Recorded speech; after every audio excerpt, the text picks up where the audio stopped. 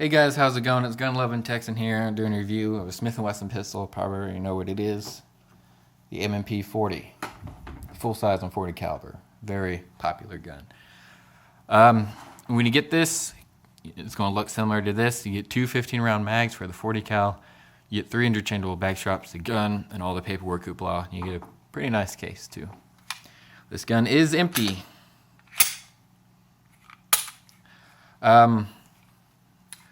So I got this gun when I turned 21 a few years ago as my first pistol. Now everyone gets excited about turning 21 so they can drink, get wasted, blah, blah, blah. Yeah, I did that, but I was more excited about getting my first pistol. That's what mattered to me for being 21. And that was the first thing I did, turned 21, went out and bought a pistol.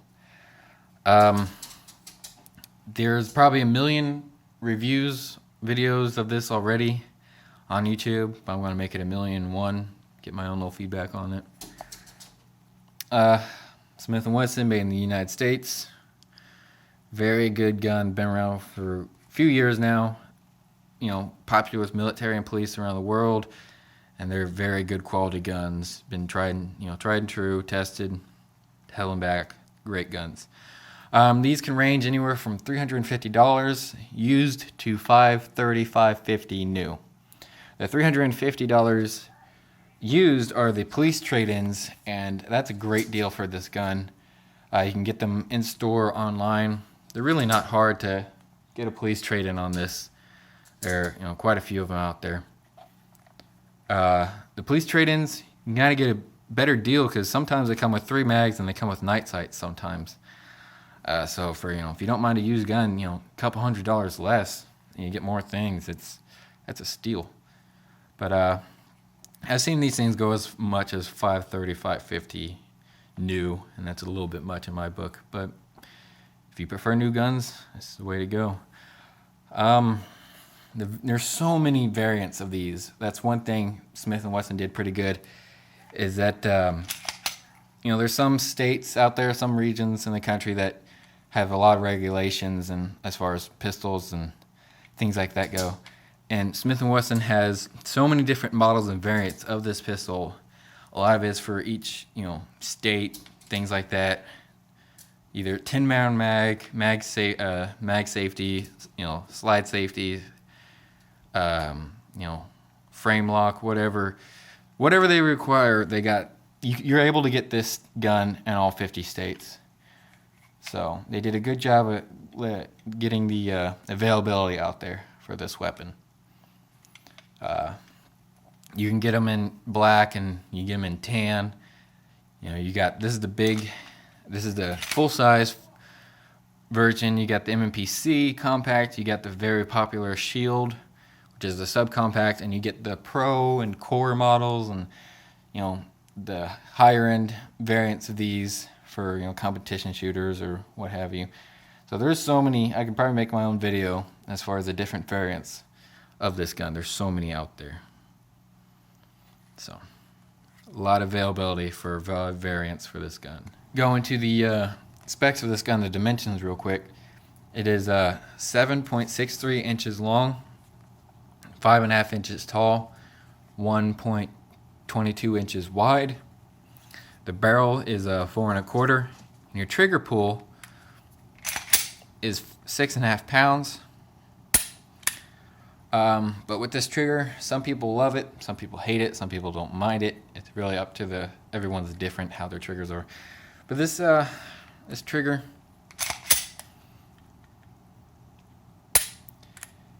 it doesn't really bother me. You got a short reset there. Brakes kind of far back here. You can get Apex triggers, which are pretty popular with the M&P series, and there's other aftermarket triggers out there to lighten the trigger and make it more enjoyable. The only problem is not the actual operation of the trigger, it's the trigger itself. It's how this trigger is designed, because it's kind of like split in half right here. This part comes, and then the whole trigger goes. And it's made out of plastic. I mean, it's durable, but it feels cheap. It feels like it's going to break, and I just don't. It's spongy, and I don't like the way it feels. But it doesn't It doesn't bother me shooting. Just, if I'm taking the time to look at it, mess with it, kind of bothers me. But the actual, the operation of the trigger doesn't bother me. It bothers some people, so give that a try first before you buy it. It's just the design of the trigger that really the only negative about this gun, in my opinion, is the trigger. Just some final thoughts real quick. Since this gun is so ergonomic, when you get this, you first put it in your hand, it melts in your hand. It just feels amazing in your hand, especially since it got three, big, medium, and small back straps. So it really form fits to that person, and they did a great job at that. These are very comfortable to hold, very comfortable to shoot, easy to shoot, especially for 40 caliber. It's very easy and fun to shoot this gun. They're very reliable. They're very accurate. Like I said, they've been around for a while and been tested, and they're very good, reliable duty weapons out there. And for the Glock haters out there, this is, in my opinion, your best choice if you don't like a Glock. People, they are good. They are very reliable, and they always work. But so do these guns, and it has a little bit more features than your Glock. And for Glock haters, I recommend this. Yeah, the XDM series are good, but the M&Ps are lighter. There's a lot more options and variants available for them, and the XDs and XDMs, they just seem bulkier and thicker than they should be. These are lighter and slimmer than the XD series, and it's just how much it fits to your hand, and it's very comforting and welcoming to your hand. That's if you're a Glock hater or don't like Glocks and you want something different, I recommend this gun. That's what I did. I first got a pistol. I'm like, everyone has a Glock. Everyone talks about them. I want something different. I'm tired of saying about it. So I went and grabbed this, and I highly recommend it.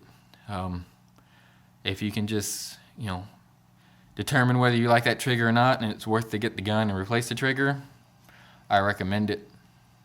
It's a great gun. Easy to use, fun to use, reliable, and a great second option. So if you guys have any questions, comments, please let me know, and stay tuned for more.